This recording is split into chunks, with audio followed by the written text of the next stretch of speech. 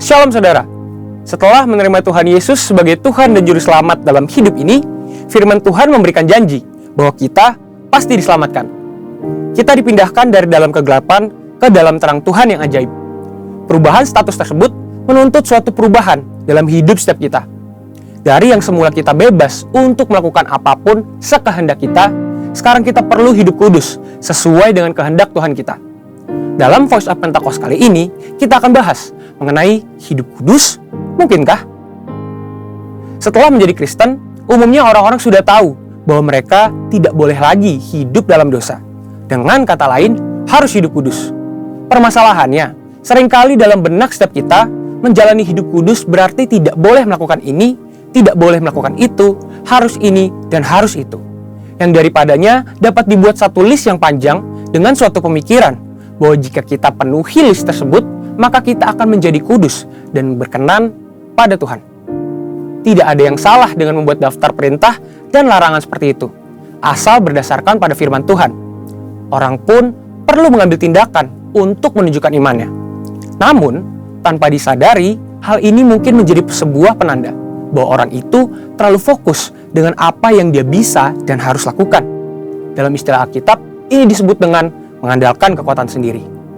Berusaha hidup kudus dengan mengandalkan kekuatan sendiri adalah paradigma lama yang salah. Jika demikian, bagaimana seharusnya kita hidup kudus? 1 Petrus 1 ayat yang ke-16 berkata, "Kuduslah kamu, sebab aku, Tuhan, kudus." Dalam ayat-ayat sebelumnya, Rasul Petrus mengingatkan tentang apa yang Allah Bapa telah lakukan bagi setiap orang percaya di dalam Kristus, yaitu melahirkan mereka kembali untuk menerima suatu bagian yang tidak dapat cemar. Jadi, perintah untuk hidup kudus bisa dilakukan karena Allah telah terlebih dahulu menguduskan kita. Inilah paradigma yang benar. Orang dengan paradigma lama akan berkata dalam hatinya, betapa sulitnya hidup kudus dan betapa gampangnya berbuat dosa. Sebaliknya, orang dengan paradigma baru akan berkata, saya ini orang yang sudah dikuduskan. Karenanya saya mencintai dan memilih perbuatan yang kudus. Perhatikan bahwa hal ini bukan berarti hidup kudus bisa dilakukan secara otomatis tanpa upaya atau perjuangan kita sama sekali. Kita tetap perlu berusaha melakukan perintah Tuhan. Kita tetap perlu dengan tegas menolak perbuatan dosa. Tetapi ada perbedaan besar antara upaya hidup kudus yang dilakukan dengan kekuatan sendiri dengan upaya yang dilakukan dengan kesadaran bahwa seseorang telah dikuduskan. Ada kisah nyata yang bisa menggambarkan kebenaran ini. I.L. Nommensen, atau yang lebih dikenal sebagai Opung Nommensen, datang ke Sumatera di abad ke-19 untuk memberitakan Injil kepada suku-suku Batak. Suatu ketika, seorang kepala suku menyambut Nommensen dan berkata, "Anda punya waktu 2 tahun untuk mempelajari adat kami dan meyakinkan kami bahwa Anda membawa pesan yang layak untuk kami dengar." Lalu, setelah 2 tahun berlalu, si kepala suku bertanya kepada Nommensen, bagaimana kekristenan berbeda dari aturan moral dan tradisi yang mereka anut. "Kami sudah tahu apa yang benar," ucap si kepala suku. "Kami juga memiliki hukum-hukum yang melarang kami mencuri atau mengambil istri sesama ataupun berbohong." Nommensen menjawab, "Itu benar adanya. Tetapi Allahku memberikan kemampuan untuk menaati hukum-hukum tersebut." Hal ini mengejutkan si kepala suku. "Bisakah engkau mengajari orang-orangku untuk hidup lebih baik?" "Tidak, saya tidak bisa," jawab Nommensen. "Tapi kalau mereka menerima Yesus Kristus, Allah akan memberikan mereka kekuatan untuk melakukan apa yang benar." Si kepala suku kemudian mengundang Nommensen untuk tinggal selama 6 bulan lagi. Dalam kurun waktu itu, Nommensen memberitakan Injil dan mengajar orang-orang di kampung tentang bagaimana Roh Kudus bekerja dalam kehidupan orang Kristen. "Kamu boleh tinggal selama yang kamu suka," ujar si kepala suku. "Agamamu lebih baik dari agama kami, karena Allahmu berjalan bersama manusia dan memberikan mereka kekuatan untuk melakukan hal-hal yang ia minta." Haleluya! Paradigma yang baru tentang apa yang Allah telah lakukan untuk kita menentukan apa yang akan kita kerjakan dalam hidup ini. Hal ini sesuai dengan yang dikatakan Dr. Stephen J. Lawson, "A high view of God leads to high worship and holy living, but a low view of God leads to trivial worship and low living." Yang berarti, pandangan yang tinggi tentang Allah akan menghasilkan penyembahan yang tinggi dan kehidupan yang kudus. Tetapi pandangan yang rendah tentang Allah akan menghasilkan penyembahan yang pura-pura dan kehidupan bermoral rendah. Saudara, untuk penjelasan lebih lengkapnya dari tim teologi kami, silakan klik link yang ada di atas atau scan QR Code yang tersedia. Tuhan Yesus memberkati.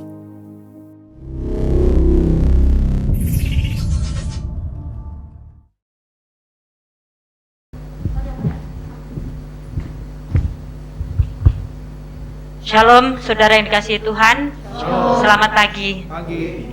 Bagaimana kabarnya pagi hari ini? Luar biasa. Puji Tuhan, sebelum kita mulai ibadah, mari kita bangkit berdiri untuk mendeklarasikan Mazmur 91. Dalam lindungan Allah, orang yang duduk dalam lindungan yang maha tinggi dan bermalam dalam naungan yang maha kuasa akan berkata kepada Tuhan, tempat perlindunganku dan kubu pertahananku, Allahku yang kupercayai. Sungguh dialah yang akan melepaskan engkau dari jerat penangkap burung, dari penyakit sampar yang busuk. Dengan kepaknya ia akan menudungi engkau, di bawah sayapnya engkau akan berlindung. Kesetiaannya ialah perisai dan pagar tembok. Engkau tak usah takut terhadap kedahsyatan malam, terhadap panah yang terbang di waktu siang, terhadap penyakit sampar yang berjalan di dalam gelap, terhadap penyakit menular yang mengamuk di waktu petang. Walau 1000 orang rebah di sisimu dan 10.000 di sebelah kananmu, tetapi itu tidak akan menimpamu. Engkau hanya menontonnya dengan matamu sendiri dan melihat pembalasan terhadap orang-orang fasik. Sebab Tuhan ialah tempat perlindunganmu, yang maha tinggi telah kau buat tempat perteduhanmu. Malapetaka tidak akan menimpa kamu, dan tulah tidak akan mendekat kepada kemahmu. Sebab malaikat-malaikatnya akan diperintahkannya kepadamu untuk menjaga engkau di segala jalanmu. Mereka akan menentang engkau di atas tangannya, supaya kakimu jangan terantuk kepada batu. Singa dan ular tedung akan kau langkahi. Engkau akan menginjak anak singa dan ular naga. Sungguh hatinya melekat kepadaku, maka aku akan meluputkannya. Aku akan membentenginya, sebab ia mengenal namaku. Bila ia berseru kepadaku, aku akan menjawab. Aku akan menyertai dia dalam kesesakan. Aku akan meluputkannya dan memuliakannya. Dengan panjang umur akan kukenyangkan dia, dan akan kuperlihatkan kepadanya keselamatan daripadaku. Amin. Haleluya, berikan tepuk tangan terbaik untuk Tuhan kita yang luar biasa. Shalom semuanya. Shalom. Saya percaya kita semuanya dengan kabar yang luar biasa. Amin. Amin. Berikan tepuk tangan yang meriah untuk Tuhan. Sebelum kita memulai, kita satukan hati di dalam doa. Syakala barata kala barata kala barata kala barata kala barata kala basyikila barata kala basy. Hura barata kala barata kala barata kala barata kala barata kala barata kala basyikila. Satukan hati kami Tuhan dengan Engkau ya Bapa. Hura barata kala barata kala barata kala barata kala barata kala basy. Shikila la la la la la la la la la barata kala la la la la barata kala barata kala barata kala la la la la la barata kala barata kala bu. Shikila la la la la la la la barata kala la la la la la la la la barata kala la la barata kala barata kala basy. La la la la la la la la la la barata kala la la la barata kala barata kala barata kala basy. Shikila la la la la la la la barata. Terima kasih ya Tuhan. Terima kasih ya Roh Kudus. Yes Lord Jesus. Ya Tuhan. Terima kasih Tuhan buat kebaikan-Mu Tuhan untuk sepanjang minggu ini ya Bapa.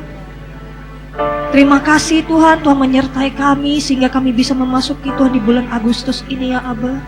Kami percaya Tuhan, bulan ini adalah bulan yang luar biasa Tuhan untuk kami, bahkan untuk bangsa Indonesia ya Bapa. Kami percaya mata-Mu Tuhan sedang tertuju Tuhan kepada bangsa kami ya Bapa. Bila penuaian jiwa yang terbesar dan terakhir akan terjadi Tuhan di wadah kami, di setiap gereja-gereja di dalam nama Tuhan Yesus Kristus. Dan kami percaya Tuhan mengasihi kami. Tuhan memberikan kesehatan, kekuatan untuk kami. Tuhan memberikan keluarga yang baik untuk kami. Tuhan memberikan pelayanan pekerjaan yang baik untuk setiap kami.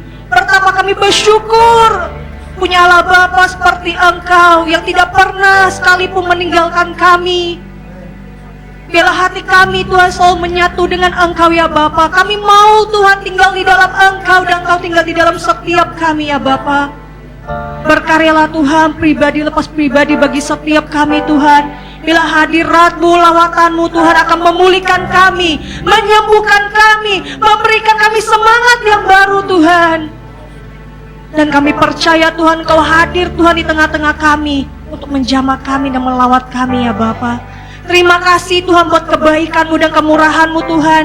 Bila setiap kami Tuhan sungguh-sungguh Tuhan di dalam hadirat-Mu. Dan kami percaya kami pulang dari tempat ini Tuhan, ada sesuatu yang baru yang Tuhan berikan bagi setiap kami di dalam nama Tuhan Yesus Kristus. Terima kasih ya Bapa buat kebaikan-Mu. Terima kasih Tuhan buat kemurahan-Mu. Sertai ibadah kami Tuhan dari awal, pertengahan sampai akhir, sehingga semuanya akan berjalan dengan baik, dengan lancar, hanya untuk hormat dan kemuliaan nama-Mu. Terima kasih ya Bapa, di dalam nama Tuhan Yesus Kristus kami mau ucap syukur dan berdoa. Kita sama-sama katakan amin. Berikan tepuk tangan terbaik untuk Tuhan kita yang luar biasa. Lihat kanan dan kirinya, katakan Engkau sungguh luar biasa. Engkau sungguh luar biasa. Engkau sungguh luar biasa. Siap melompat untuk Tuhan? Amin. Amin.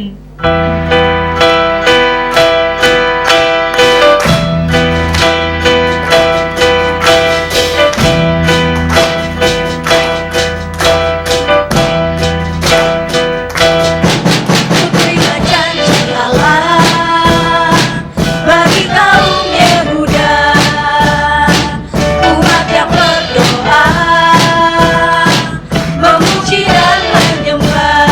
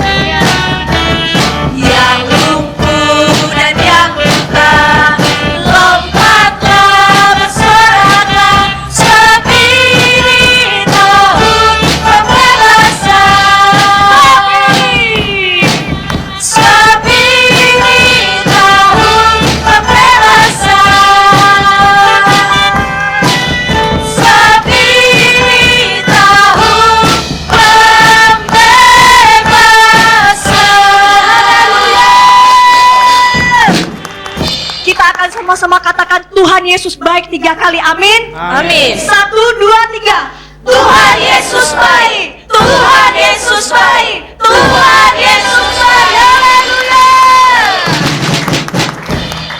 Kita akan sama-sama mendeklarasikan apa yang dimaksud dengan Pentakosta ketiga. 1. Pentakosta ketiga adalah pencurahan Roh Kudus yang dahsyat di zaman now, melebihi yang terjadi di Azusa Street. 2. Pentakosta ketiga akan mengakibatkan penuaian jiwa yang terbesar dan terakhir sebelum Tuhan Yesus datang kembali. 3. Pentakosta ketiga akan membangkitkan generasi Yeremia, yaitu anak-anak muda yang dipenuhi Roh Kudus, cinta mati-matian kepada Tuhan Yesus, tidak kompromi terhadap dosa, dan akan bergerak untuk memenangkan jiwa. 4. Pentakosta ketiga lahir di Indonesia dan bergerak ke bangsa-bangsa. Gerakan ini dari timur ke barat dan akan kembali ke Yerusalem.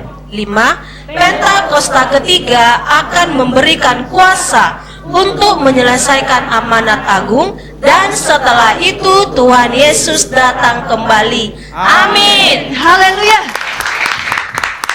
Silakan duduk di dalam hadirat Tuhan.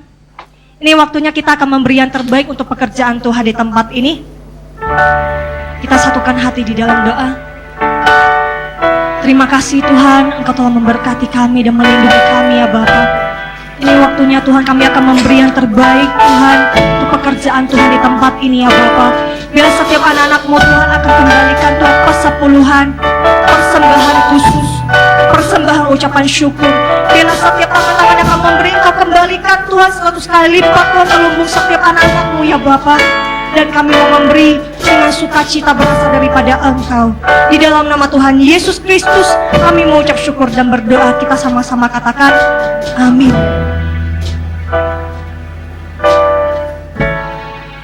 Ku tetap cinta, ku tetap cinta,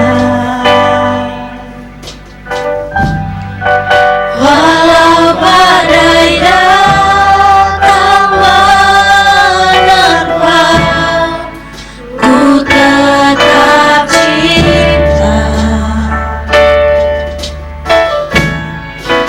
ku tetap setia,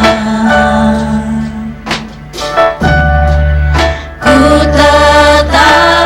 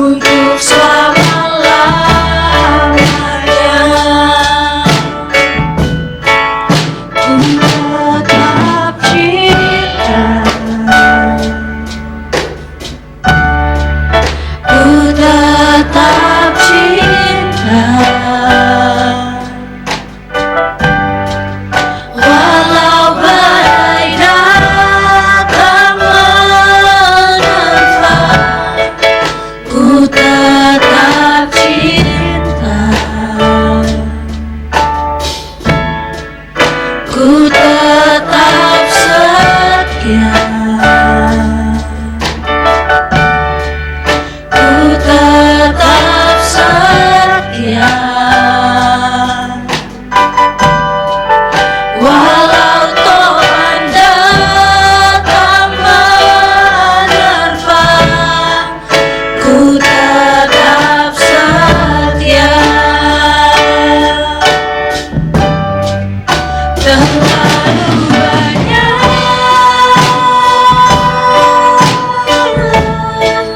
yang Tuhan telah beri, takkan mungkin ku balas dari apa yang ku miliki. Ku persembahkan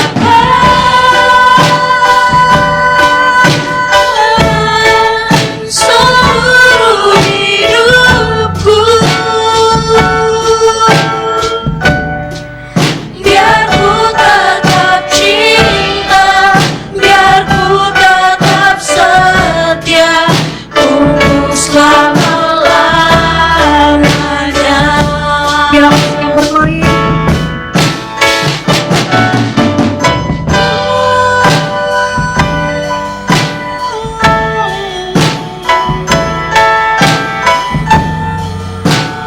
Kami tahu Tuhan, Engkau telah memberikan yang terbaik Tuhan di dalam hidup kami Tuhan. Walau badai Tuhan sedang berganti Tuhan dalam hidup kami, Engkau tidak sekalipun Tuhan meninggalkan kami Tuhan. Kami mempersembahkan hidup kami Tuhan kepada Engkau Tuhan. Kami hanya mempersembahkan Tuhan kepada Engkau ya Bapa.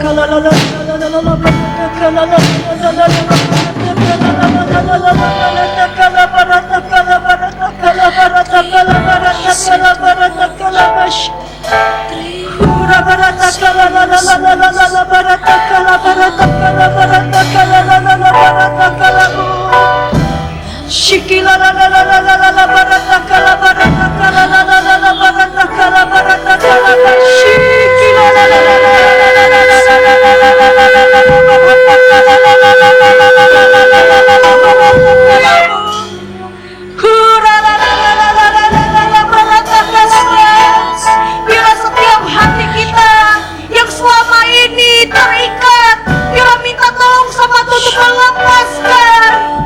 Bila pada pagi hari ini setiap kita tidak ada satupun yang diam, mari angkat ucapan syukurnya kepada Tuhan. Bagi yang bisa bahasa roh, ayo kita sama-sama bebaskan roh kita.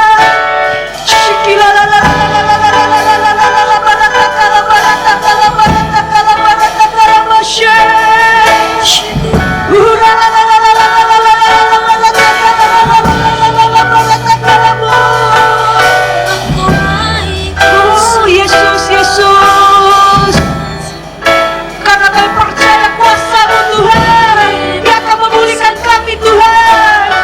Urapan-Mu Tuhan akan menyembuhkan kami Tuhan Yesus.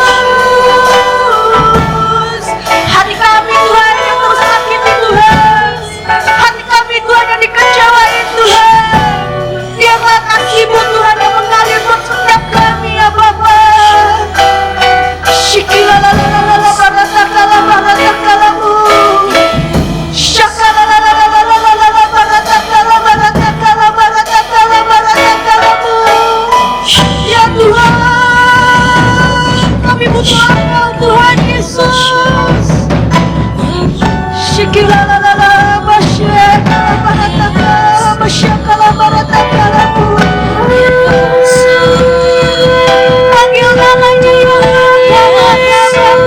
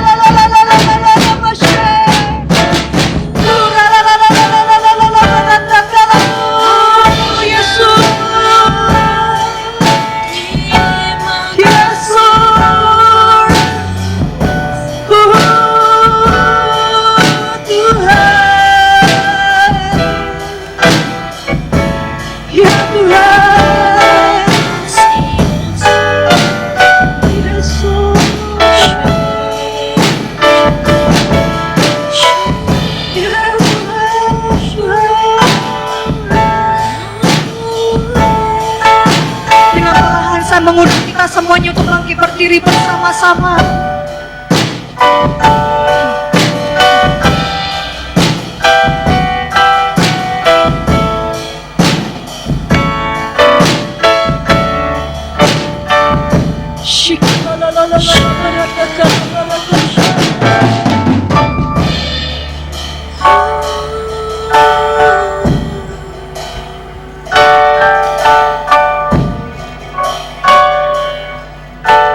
Kami mau bawa hidup kami Tuhan ke hadapan Tuhan. Kami mau buka kedua tangan kami untuk mengagungkan Engkau Tuhan. Terlebih lagi Tuhan hati kami Tuhan, kami mau persembahkan kepada Tuhan.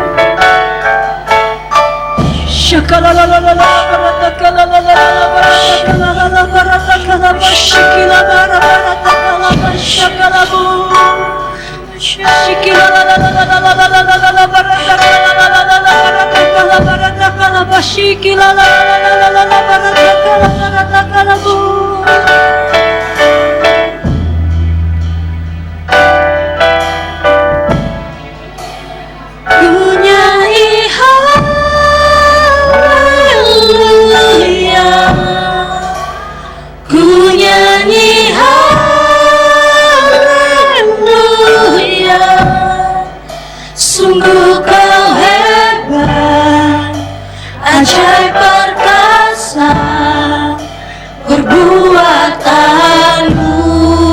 Ku nyanyi haleluya, ku nyanyi haleluya,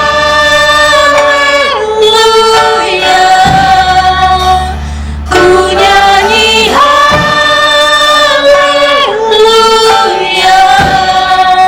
Sungguh kau hebat, ajaib perkasa,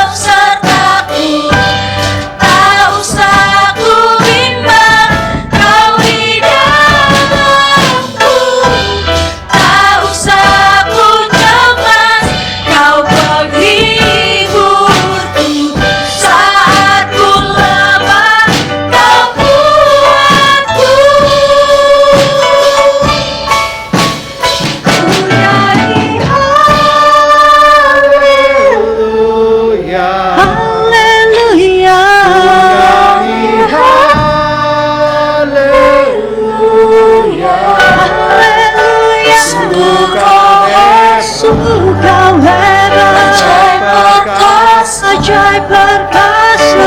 buatanmu. Ku nyanyi haleluya,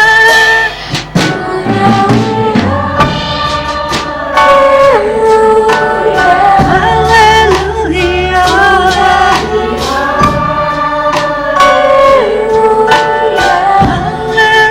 Sungguh kau hebat, Kau hebat, ajaib perkasa ajaib perkasa. buatanmu. Nyanyi haleluya. Ku nyanyi haleluya, ku nyanyi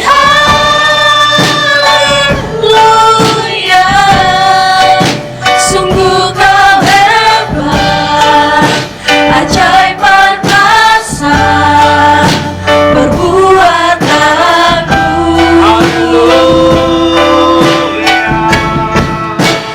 Ku nyanyi haleluya, ku nyanyi haleluya. Sungguh kau hebat, ajaib perkasa perbuatanmu. Di hidupku,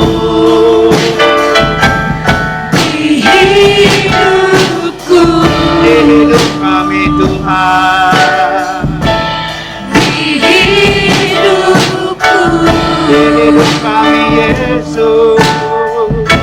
di hidupku.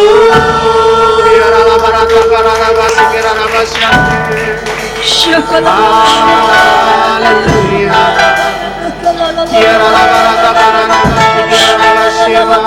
Syakinah gloria,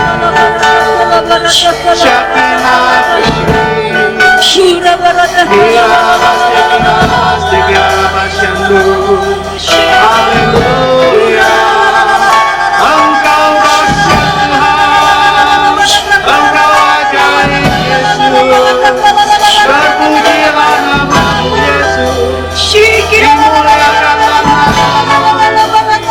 Kami tinggikan namamu, kami muliakan namamu.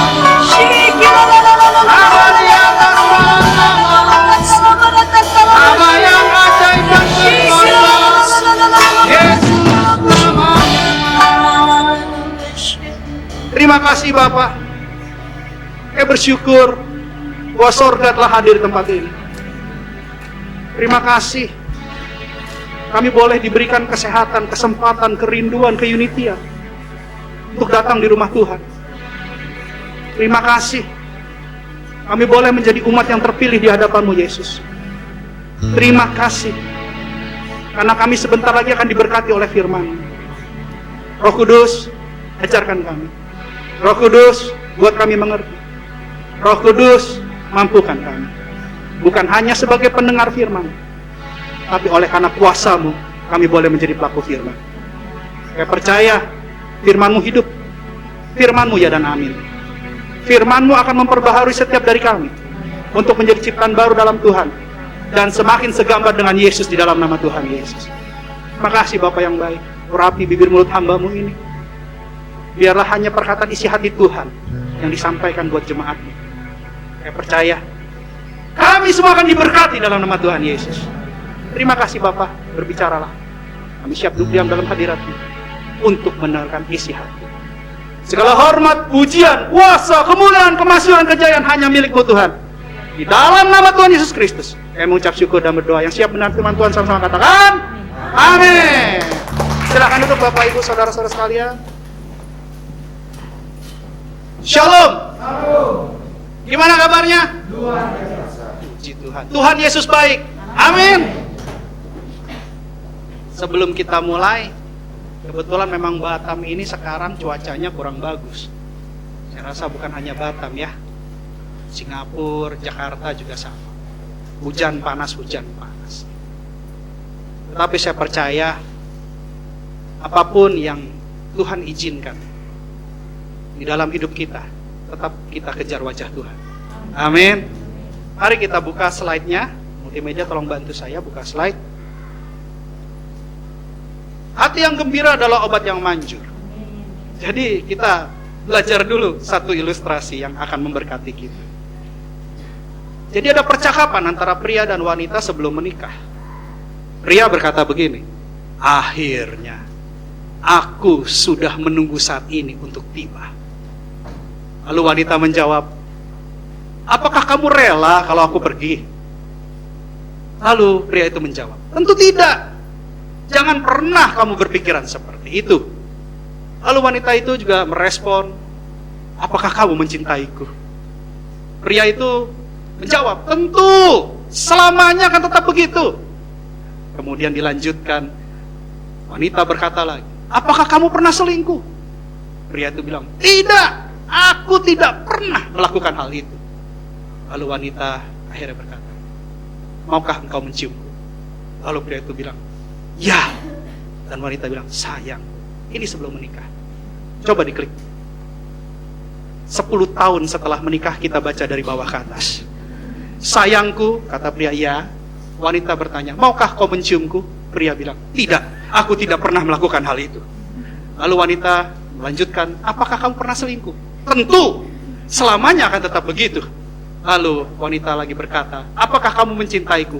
Tentu tidak, jangan pernah kamu berpikiran seperti itu. Apakah kamu rela kalau aku pergi? Akhirnya aku sudah menunggu saat ini untuk tiba. Jadi berbeda antara sebelum menikah dengan setelah menikah 10 tahun kemudian. Dan ini mungkin saja terjadi dalam kehidupan nyata. Kenapa begitu?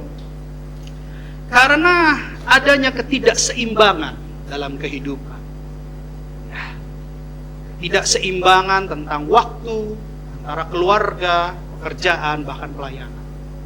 Ketidakseimbangan tentang perhatian antara keluarga dengan perhatian di luar daripada rumah. Bahkan kemungkinan ada ketidakseimbangan dana antara dana yang dipakai pribadi dengan yang diperuntukkan buat keluarga. Jadi bisa saja hal ini terjadi dan mungkin saja ini terjadi karena ketidakseimbangan. Next slide.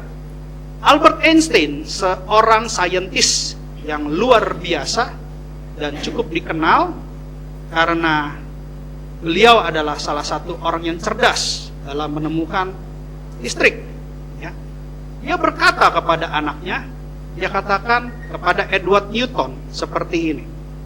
Life is like riding a bicycle. To keep your balance, you must keep moving.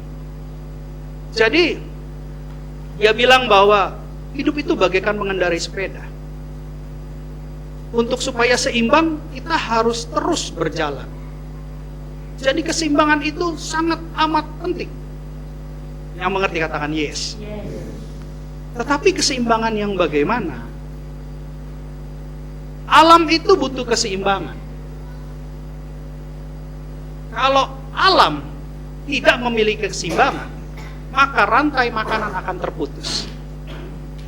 Kalau rantai makanan tidak seimbang, rantai makanan terputus, maka akan banyak binatang buas di dalam kota untuk mencari makan. Otomatis alam membutuhkan keseimbangan. Kesehatan butuh keseimbangan. Waktu untuk istirahat, pola makan yang teratur, jumlah gizi yang cukup, semua harus seimbang sehingga kesehatan kita terjaga. Bahkan kehidupan juga butuh keseimbangan. Ada kehidupan jasmani, ada kehidupan rohani, dan itu harus seimbang. Bayangkan kalau tidak seimbang, maka akan terjadi hal-hal yang tidak diinginkan. Berat badan harus diimbangi dengan tinggi badan. Istirahat dan bekerja juga harus diimbangi. Jadi semua butuh keseimbangan. Albert Einstein berkata demikian. Tapi apa kata Alkitab tentang keseimbangan? Kita buka 2 Korintus 8 ayat 13, 2 Korintus 8 ayat 14. Dua ayat ini, 2 Korintus 8, 13 dan 14. Demikianlah firman Tuhan. Sebab kamu dibebani bukanlah supaya orang-orang lain mendapat keringanan, tetapi supaya ada keseimbangan. Ketika kita mempunyai kelebihan waktu, kelebihan tenaga, kelebihan talenta, kelebihan dana, jangan pernah berpikir bahwa kita dibebani atau terbebani. Tetapi ketika kita punya kelebihan-kelebihan yang tidak dimiliki oleh orang lain, itu artinya kita punya kesempatan untuk jadi berkat buat banyak orang. Ketika kita punya kelebihan waktu, kita bisa membantu orang-orang yang sendirian, yang perlu cari teman untuk curhat tetapi di dalam kebenaran. Karena kita punya kelebihan waktu. Tapi itu bukan menjadikan orang itu keringanan. Tapi Alkitab berkata supaya ada keseimbangan. Ketika kita punya kelebihan tenaga, kita bisa bantu orang-orang yang mungkin tidak punya tenaga. Sehingga kita bisa terus berkarya bukan untuk sebuah keringanan, tapi untuk sebuah keseimbangan. Ketika kita punya kelebihan dana, kita bukan terbebani, tapi kita bisa menjadi saluran berkat. Bukan untuk sebuah keringanan, tetapi sebuah keseimbangan. Pak, maksudnya apa? Apakah dalam pelayanan kita bisa lakukan hal ini? Yes, exactly. Tetapi dengan cara yang benar sesuai firman Tuhan. Ada di mana, Pak? Aplikasinya gimana? Coba lihat di ayat 14. Maka hendaklah sekarang ini kelebihan kamu mencukupkan kekurangan mereka. Tapi jangan dipotong ayatnya. Oh Pak, berarti kita harus terus membantu sampai kapan? Ayatnya jangan dipotong. Karena Tuhan tidak mau demikian. Tuhan bilang bukan keringanan, tapi sebuah keseimbangan. Makanya dilanjutkan ayatnya. Agar kelebihan mereka kemudian mencukupkan kekurangan kamu. Supaya ada keseimbangan. Artinya ketika dalam pelayanan kita membantu seseorang, kita jadikan mereka mandiri. Sehingga kemudian hari, orang-orang yang kita layani akan menjadi sama seperti kita, jadi saluran berkatnya Tuhan. Tidak boleh berhenti sampai di ayat awal. Tuhan mengatakan ini bukan sebuah keringanan, tapi untuk menjadi sebuah keseimbangan. Sehingga pada saat kemudian hari, kalau sampai terjadi apa-apa dan kita butuh pertolongan, orang yang pernah kita tolong, dia akan tolong kita. Karena dia sudah mandiri, dia sudah dewasa dalam Tuhan. Amin. Itu konteks pelayanan. Ada ayatnya, ada firmannya. Jadi tujuan kita melayani agar mereka mandiri di dalam Tuhan. Yang mengerti katakan yes. Kita lanjut ya. Jadi keseimbangan penting kata Alkitab. Keseimbangan itu punya nilai.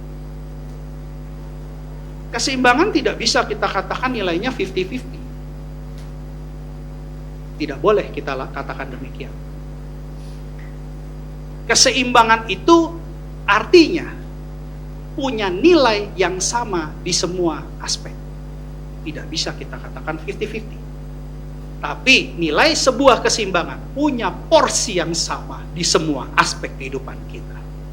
Seorang juara umum dalam satu sekolah tidak bisa hanya nilai matematika, bahasa Inggris, bahasa Indonesia, IPA, IPS, nilainya 9. Dia tidak akan pernah menjadi seorang juara umum. Tapi seorang juara umum dalam satu sekolah, karena mempunyai rata-rata mata pelajaran nilainya tinggi, makanya dia jadi seorang juara. Porsinya, nilainya itu seimbang. Jadi jelas bahwa keseimbangan itu penting dan keseimbangan punya nilai. Sejak ulang tahun sampai hari ini, inilah kesempatan saya berkhotbah. Pada saat ulang tahun, keluarga rohani saya menghadiahkan jas, dasi, dan dompet. Dan itu saya tangkap bukan sebagai hadiah yang biasa, tapi hadiah yang punya nilai spiritual dari Tuhan. Jas dan dasi berbicara tentang pelayanan, aksesoris pelayanan. Kok begitu Pak? Karena saya biasa kalau ketemu klien jarang pakai jas. Tapi saya pakai jas ketika saya di mimbar. Saya pakai dasi ketika saya di mimbar. Jadi ini berbicara tentang aksesoris pelayanan. Sedangkan dompet itu berbicara tentang marketplace. Tuhan memberikan 3 aksesoris ini buat saya. Tapi bukan esensi. Aksesoris dengan esensi adalah 2 hal yang berbeda. Esensinya, di dalam pelayanan saya lakukan untuk Tuhan. Di dalam marketplace saya lakukan untuk Tuhan. Semua adalah aksesoris. Aksesoris kehidupan. Tetapi esensi, ketika kita diciptakan oleh Tuhan, kita harus serupa dan segambar dengan Allah. Kita harus jadi berkat, kita memberkati, dan bahkan kita bersyukur karena kita adalah ciptaan yang paling disayang Tuhan. Amin. Ya. Jadi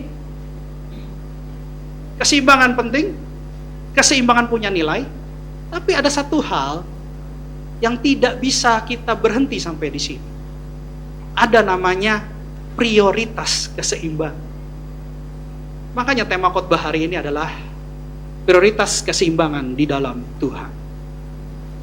Saya akan kupas sesuatu yang baru, bahkan PowerPoint saya kalah baru dengan yang tadi saya dapat oleh Roh Kudus, ajarkan saya lebih lagi dengan kata-kata hikmat yang baru. Berbicara tentang prioritas. Kehidupan itu bukan ditentukan oleh sebuah keinginan, tapi kehidupan ditentukan oleh sebuah prioritas. Manusia mudah lupa dan manusia pelupa. Kadang berjuta-juta kebaikan bisa hilang dengan satu tindakan yang tidak baik. Tapi sekalipun manusia pelupa, dia tidak pernah akan melupakan prioritas kepada orang yang ada di hati dia. Dan jangan merusak kebersamaan dengan prioritas yang salah. Prioritas itu penting. Prioritas sangat amat penting ketika prioritas ada dalam keseimbangan. Tapi itu akan jauh lebih penting ketika prioritas keseimbangan ada di dalam Tuhan. Hari ini kita akan belajar sesuatu yang luar biasa. Dan saya percaya kita pulang semua akan diberkati. Kita lanjutkan. Kita akan belajar 3 pokok bahasan untuk prioritas keseimbangan di dalam Tuhan. Yang pertama, buka slide. Next slide. Di PowerPoint. Yang pertama adalah klik 1. Prioritas keseimbangan waktu. Saya tidak sempat tambahkan prioritas di depan, karena tadi saya bilang saya baru dapat hikmatnya tadi di dalam, waktu ketika saya berdoa dan saya belajar. Kita buka Pengkhotbah 3 ayat 1. Yang pertama, prioritas keseimbangan waktu. Kita buka Alkitab, Pengkhotbah 3 ayat 1. Untuk segala sesuatu ada masanya. Untuk apapun di bawah langit ada waktunya. Ada waktu untuk lahir, ada waktu untuk meninggal. Ada waktu untuk tertawa, ada waktu untuk menangis. Ada waktu untuk menari, ada waktu untuk meratap. Ada waktu untuk mencari, tapi ada waktu untuk merugi. Ada waktu untuk menyimpan, tapi ada waktu untuk membuang. Tuhan menciptakan 2 kondisi yang berlawan. Hidup bagaikan ada di atas sebuah balok panjang. Ketika kita berjalan di atas balok itu, maka kita rentangkan kedua tangan kita untuk terjadi keseimbangan. Tuhan menciptakan 2 kondisi ini sehingga hidup kita seimbang. Pada saat tertentu kita mungkin ada di titik terbawah, ada di titik terendah, ada di titik di mana kita merasa sendirian. Tapi ada waktunya Tuhan kirimkan penolong yang akan menasihati kita. Ada waktunya ketika kita tersungkur, ketika kita bersedih, ketika kita kecewa, disitulah kita ingat Tuhan. Karena itu Tuhan menciptakan 2 kondisi ini, supaya kita tidak lupa dengan Sang Pencipta. Di dalam mulut kita, apapun kejadian yang Tuhan izinkan, kita tetap melimpah dengan ucapan syukur. Harus ada keseimbangan waktu. Kita tidak tahu waktunya kapan. Karena Pengkhotbah Di Pengkhotbah 3 ayat 11 mengatakan begini. Di ayat 11, Ia membuat segala sesuatu indah pada waktunya. Bahkan Ia memberikan kekekalan dalam hati mereka. Tetapi manusia tidak dapat menyelami pekerjaan yang dilakukan Allah dari awal sampai akhir. Terkadang hal-hal yang tidak kita inginkan terjadi di awal, tapi kita lupa bagian akhir daripada rencana Allah dalam hidup kita. Bagian akhir rencana Allah dalam hidup kita pastinya penuh dengan damai sejahtera. Ini perlu Bapak Ibu, kita belajar untuk mempunyai keseimbangan waktu, bahkan memprioritaskan. Kenapa? Karena kalau kita terus bekerja, tapi kita lupa beristirahat, maka itu akan jadi masalah. Pendapatan dan pengeluaran harus seimbang. Tetapi kalau tanpa prioritas, itu masalah. Kita harus prioritaskan dulu pendapatan, baru pengeluaran. Doa dan bekerja itu harus seimbang, tapi perlu prioritas dan perlu waktu. Kalau kita terbalik-balik dalam prioritas, bekerja dulu baru berdoa, itu kurang tepat. Kita harus berdoa dulu sebagai prioritas, baru dilanjutkan dengan bekerja. Minggu lalu, iman dan tindakan. Itu juga ada keseimbangan. Tetapi jangan lupa, butuh prioritas. Jadi penting. Dan ini berhubungan dengan waktu. Kenapa? Karena kita semua terjebak dalam waktu. Tuhan menciptakan waktu. Tuhan di luar waktu. Tuhan bisa memberikan waktu yang indah buat kita. Tuhan bisa menghapus waktu masa lalu kita yang tidak baik. Tuhan bisa memberikan masa-masa yang luar biasa, rancangan yang luar biasa kepada kita di waktu yang akan datang. Kenapa? Karena Dia pegang waktu. Jadi kita harus punya keseimbangan waktu dan kita harus punya prioritas keseimbangan waktu. Musa dalam satu tulisannya dia berkata gini, di Mazmur 90 ayat 12. Dia bilang, ajarlah kami menghitung hari-hari kami sedemikian, hingga kami beroleh hati yang bijaksana. Untuk memperoleh prioritas keseimbangan waktu, kita perlu hikmat dari Tuhan. Jadi, yang pertama, belajar tentang prioritas keseimbangan waktu. Berikan waktu yang cukup untuk keluarga, berikan waktu yang cukup untuk Tuhan, berikan waktu yang cukup untuk anak-anak, berikan waktu yang cukup untuk bekerja. Tapi ingat, semuanya perlu prioritas keseimbangan. Amin. Itu yang pertama. Yang kedua, klik next slide. Prioritas keseimbangan karya. Terkadang manusia berkarya dengan luar biasa, tetapi tidak dihargai. Terkadang manusia berkarya dengan begitu memberkati, tetapi tidak dipakai. Jadi kapan karya itu bisa jadi berkat seutuhnya? Karya bisa jadi berkat seutuhnya ketika ada kesempatan. Ketika ada kesempatan dan kita berkarya pada saat kesempatan itu dibuka, maka karya itu akan digunakan dan jadi berkat. Jadi karya berhubungan dengan kesempatan. Ketika berbicara tentang kesempatan, itu berbicara tentang hidup. Karena karya tidak bisa dilakukan oleh orang mati. Karya hanya bisa dilahirkan oleh orang hidup. Ketika kita hidup, kita masih punya usia, kita masih punya tenaga, kita masih bisa bekerja. Di saat itulah ada kesempatan dan kita berkarya. Karya ini juga perlu prioritas keseimbangan. Kenapa? Karena dengan berkarya, hidup kita akan jadi berarti. Dengan berkarya, hidup kita jadi bermakna. Dengan berkarya di dalam Tuhan, kita akan jadi saksi yang hidup. Tapi perlu keseimbangan. Karya yang kita lakukan di dunia kerja, karya yang kita lakukan di dunia pelayanan, karya yang kita lakukan di dalam keluarga, bahkan karya yang kita lakukan mungkin beberapa guru di dunia pendidikan, seperti saya juga guru. Itu harus seimbang dan memiliki prioritas. Jangan sampai prioritas dan keseimbangannya itu salah. Jadi sangat penting prioritas keseimbangan dalam berkarya. Selagi kita hidup, kita terus berkarya. Selagi kita hidup, kita terus menjadi berkat. Tetapi jangan lupa ada prioritas keseimbangan. Jadi pertama berbicara prioritas keseimbangan waktu, kedua berbicara prioritas keseimbangan karya. Kita buka Galatia 6 ayat 10.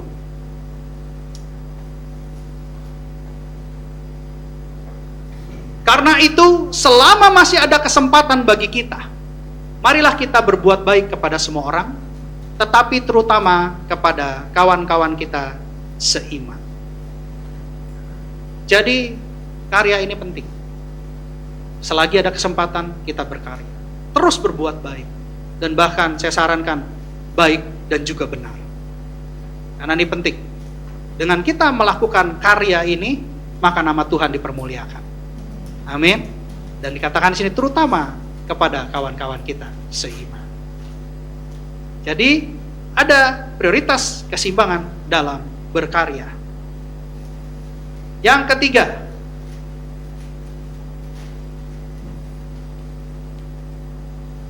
prioritas keseimbangan dalam hidup. Kalau berbicara tentang hidup, maka Amsal bilang begini, di Amsal 16 ayat 26. Amsal 16 ayat 26.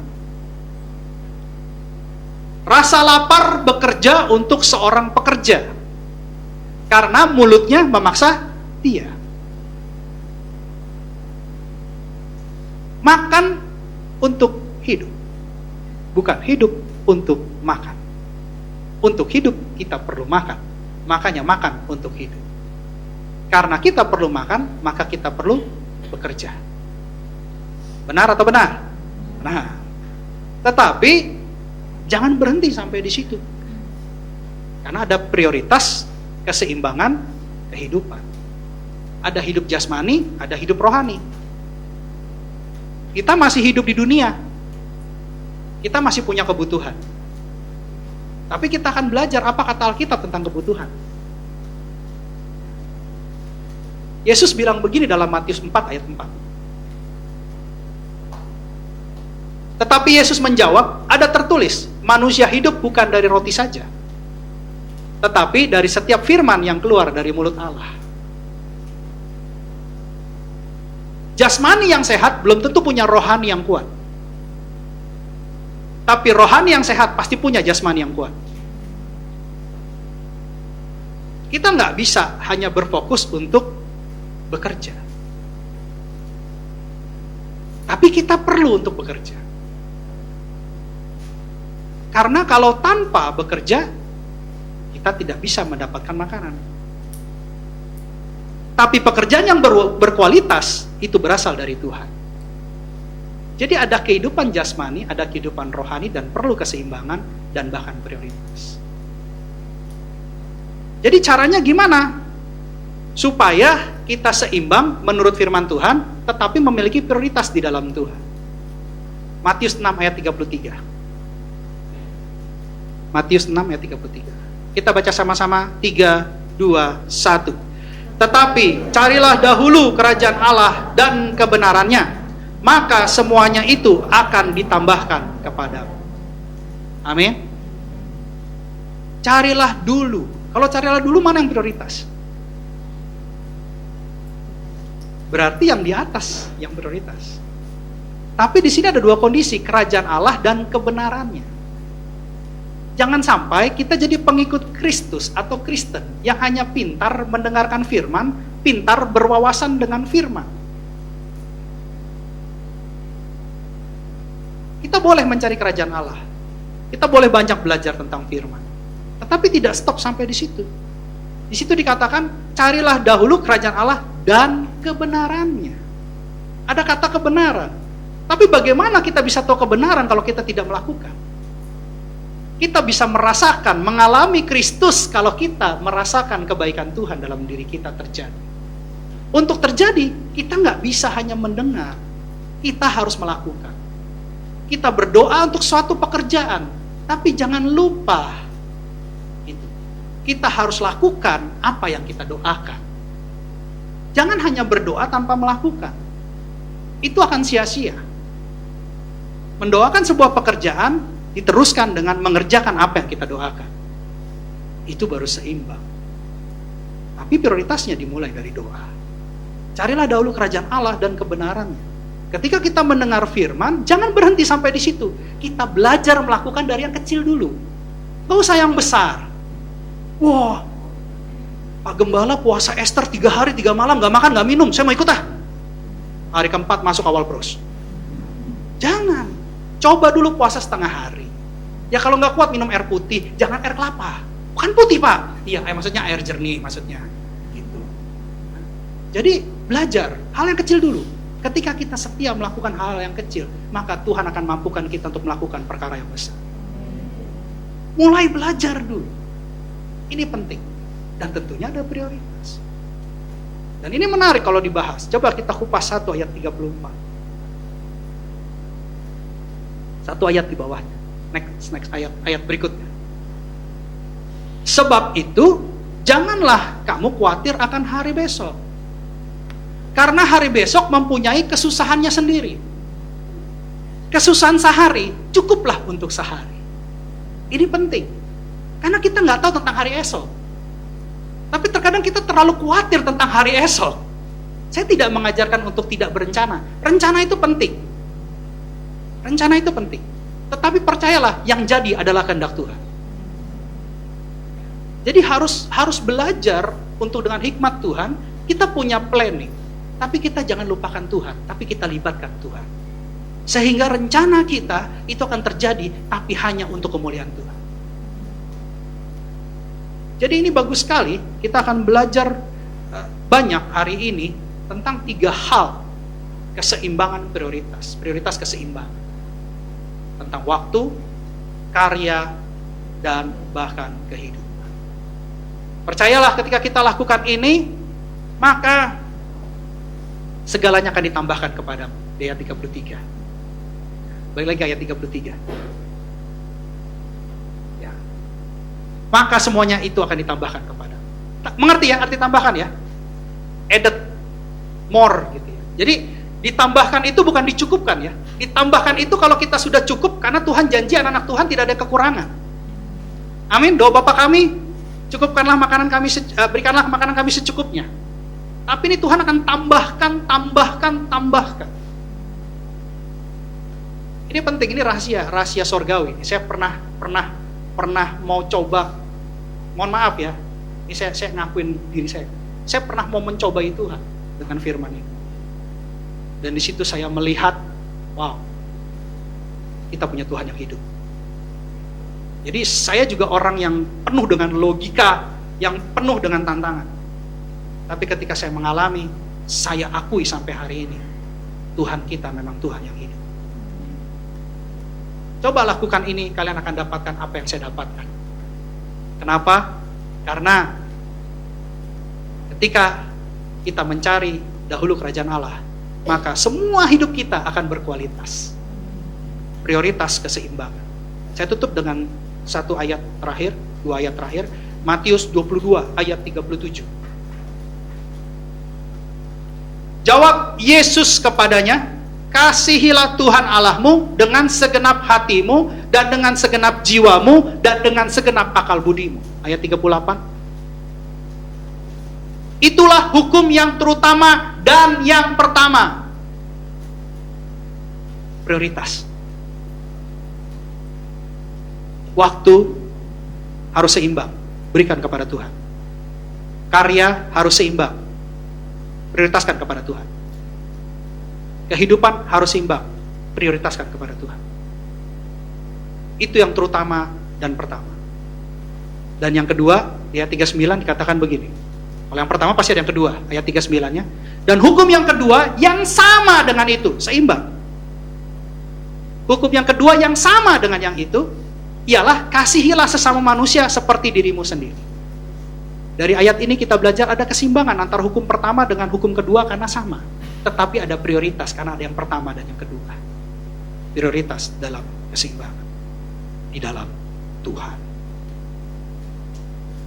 Jadi Tuhan tidak melupakan kita. Tuhan tahu kebutuhan kita. Tuhan tahu kelemahan kita. Makanya dia katakan, kasihilah sesama manusia seperti dirimu sendiri. Dirimu dulu. Kasihilah sesamamu manusia seperti dirimu. Catlah tembok ini berwarna coklat seperti gedung sebelah. Berarti gedung sebelah sudah berwarna coklat, ini masih belum coklat.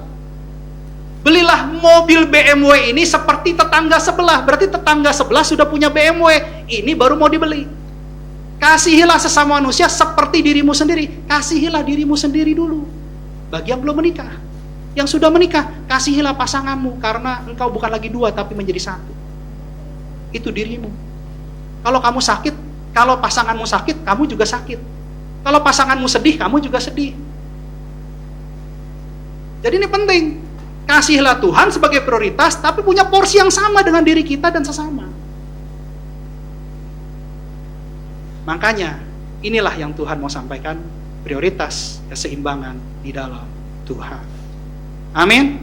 Pemusik saya undang untuk naik ke mimbar. Kesimpulan khotbah hari ini, bahwa keseimbangan itu perlu dan harus memiliki prioritas. Jangan sampai salah atau terbalik-balik prioritasnya. Karena prioritas yang salah akan membuat hidup kita tidak berarti.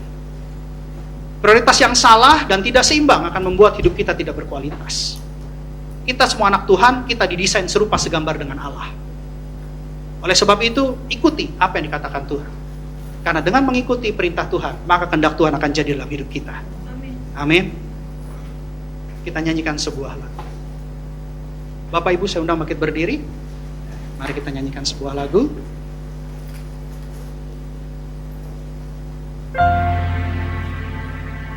Biarlah melalui lagu ini kita tahu bahwa prioritas hidup kita di dalam Tuhan adalah prioritas keseimbangan yang kita lakukan semuanya untuk Tuhan, bukan untuk kita.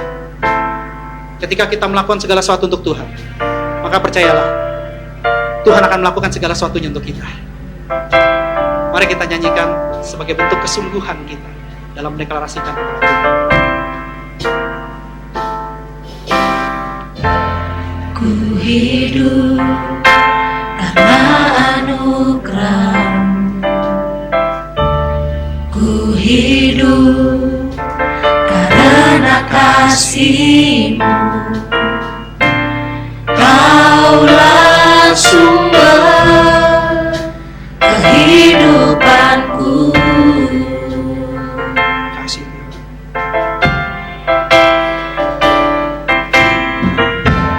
Ku hidup untuk menyembah-Mu. Ku hidup untuk menyenangkan-Mu.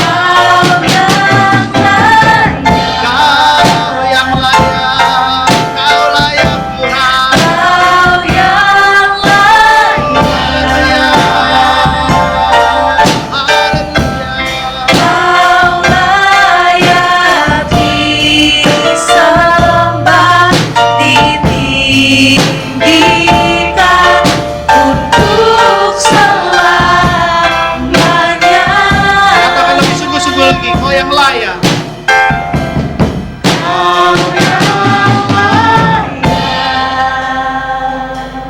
Yesus.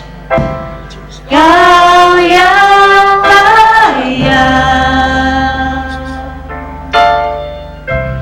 Kau layak disembah di dalam roh dan kebenaran.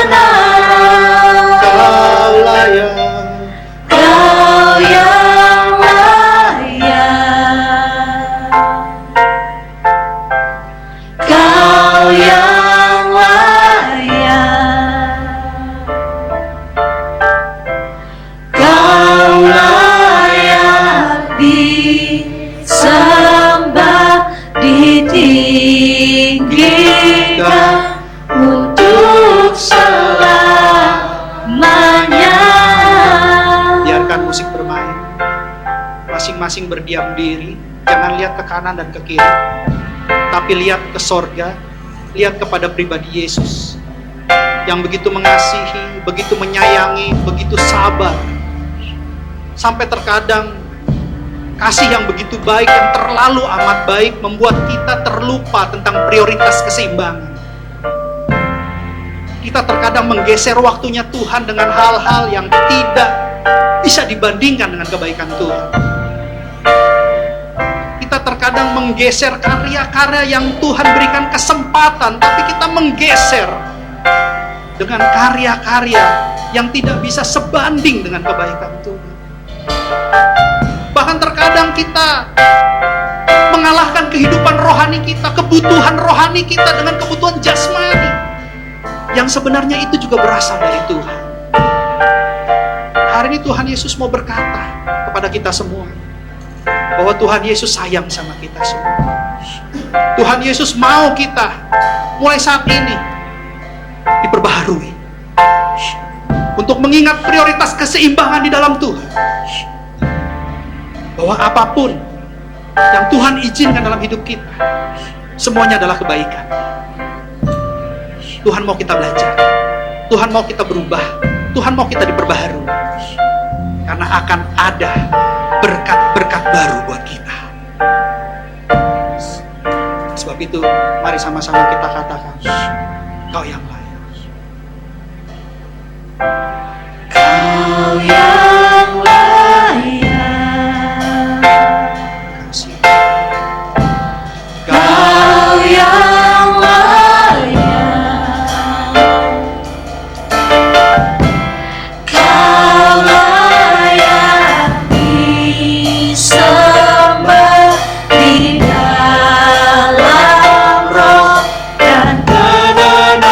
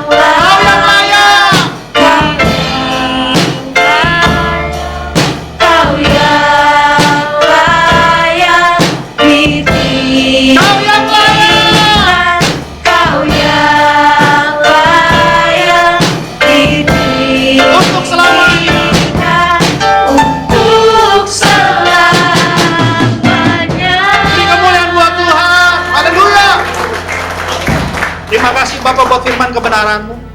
Kami tahu Tuhan bahwa Engkau begitu mengasihi kami. Kami tahu Tuhan, kedatangan-Mu sudah semakin dekat. Kau ingin kami berjaga-jaga. Terima kasih buat firman-Mu, untuk kami boleh belajar tentang prioritas keseimbangan di dalam Tuhan. Pulang dari tempat ini, kami punya hikmat, kami punya kekuatan. Kami tahu dengan hati yang bijaksana untuk menghitung hari-hari kami. Kami tahu Tuhan, bahwa itu semua adalah karena Engkau mengasihi kami. Terima kasih Tuhan Yesus. Terima kasih. Terima kasih. Berkati benih firman ini, agar bertumbuh subur di ruang tanah hati daripada anak-anak-Mu. Berakar, berpucuk, bertumbuh, dan berbuah. Saya percaya kehidupan anak-anak-Mu di tempat ini tidak sama lagi. Kehidupan mereka berkualitas di dalam Tuhan. Terima kasih Bapa yang baik. Terima kasih Tuhan Yesus. Terima kasih Roh Kudus. Segala hormat, pujian, kuasa, kemuliaan, kemasyuran bagimu. Dalam nama Tuhan Yesus Kristus, kami mengucap syukur dalam doa. Haleluya. Amin. Kita lanjutkan dengan perjamuan kudus. Beri kemuliaan dulu buat Tuhan. Perjamuan kudus diperuntukkan bagi orang percaya dan anak-anak yang berusia 12 tahun. Setiap kali kita masuk perjamuan kudus, kita akan ingat ayat ini. Sebab setiap kali kamu makan roti ini dan minum cawan ini, kamu memberitakan kematian Tuhan sampai Ia datang. Perjamuan kudus adalah perjamuan dari Tuhan Yesus sendiri. Setiap kali kita masuk perjamuan kudus, kita dipersatukan dengan Tuhan Yesus supaya kita ingat akan Dia. Kita ingat akan kebaikan Dia, pengorbanan Dia, kasih Dia yang ingin menyelamatkan kita. Tapi sebelum kita masuk dalam perjamuan kudus, kita harus koreksi diri kita. Kita harus periksa diri kita. Jangan sampai ada dosa yang tersimpan dalam diri kita yang belum beres. Kalau sampai saat ini Roh Kudus mengingatkan kita ada dosa yang masih belum beres, kita harus minta ampun. Karena ada tertulis, jadi barang siapa dengan cara yang tidak layak makan roti atau minum cawan Tuhan, ia berdosa terhadap tubuh dan darah Tuhan. Karena itu hendaklah tiap-tiap orang menguji dirinya sendiri, dan baru sesudah itu ia makan roti dan minum dari cawan itu.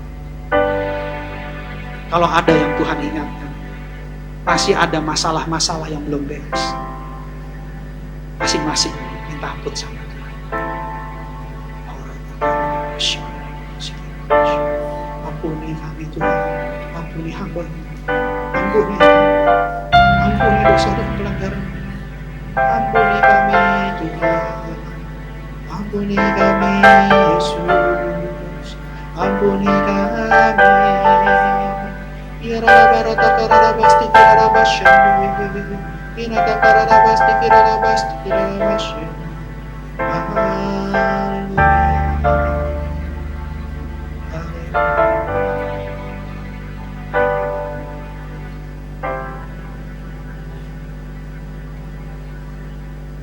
Sebab apa yang telah kuteruskan kepadamu telah aku terima dari Tuhan, yaitu bahwa Tuhan Yesus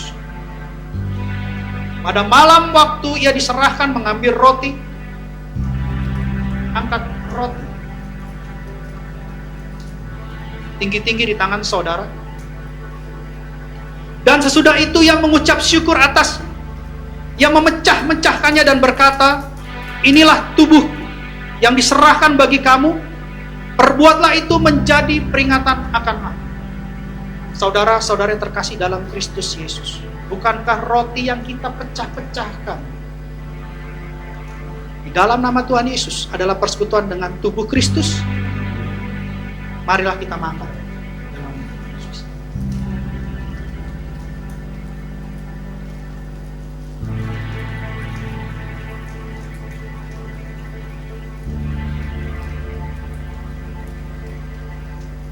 Angkat cawan di tangan saudara.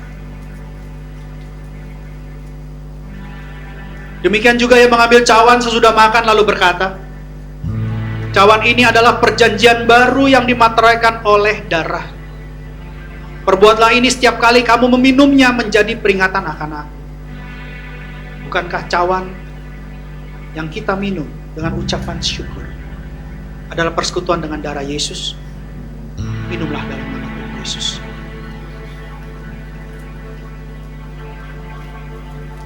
Mari kita mengucap syukur, jangan ada yang diam. Terima kasih Tuhan, terima kasih Yesus. Kami bersyukur kepadamu Tuhan. Terima kasih buat kebaikan, terima kasih buat pengorbanan, terima kasih. Ya rala barata karala basti kirala basya, ina ya rala mata karana masti kirala masya. Terima kasih, terima kasih.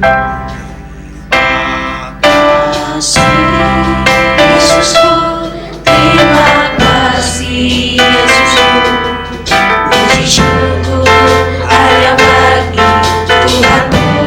Terima kasih Yesusku, terima kasih Yesusku, puji syukur hanya bagi Tuhan. Terima kasih.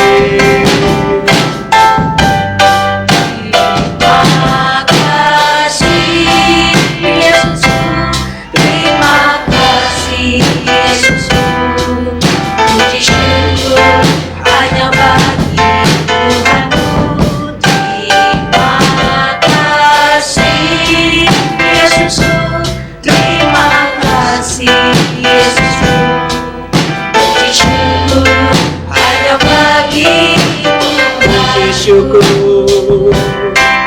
Puji syukur hanya bagi Tuhan. puji syukur. Puji syukur hanya bagi Tuhanku. Kesehatan kau berikan buat anak-anak-Mu Tuhan.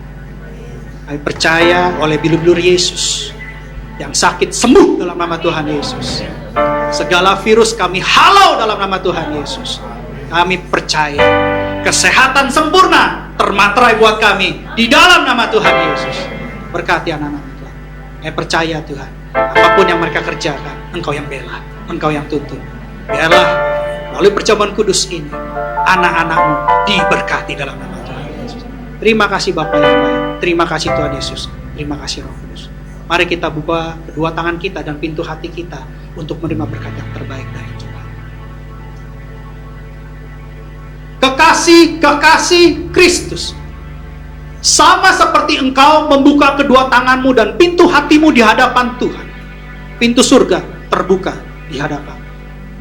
Pulanglah dan bawalah berkat hikmat sorgawi, berkat prioritas keseimbangan, berkat kemenangan, berkat kelepasan, berkat keberhasilan, berkat keberuntungan, berkat Abraham, Ishak, dan Israel. Bahkan kasih karunia dan shalom dari Allah Bapa kita di surga melalui Tuhan kita Yesus Kristus dan persekutuan yang manis bersama dengan Roh Kudus mulai saat ini sampai Tuhan Yesus menjemput kita di awan-awan yang permai. Mari kita setiap percaya yang sudah menerima berkat Tuhan sama-sama katakan amin.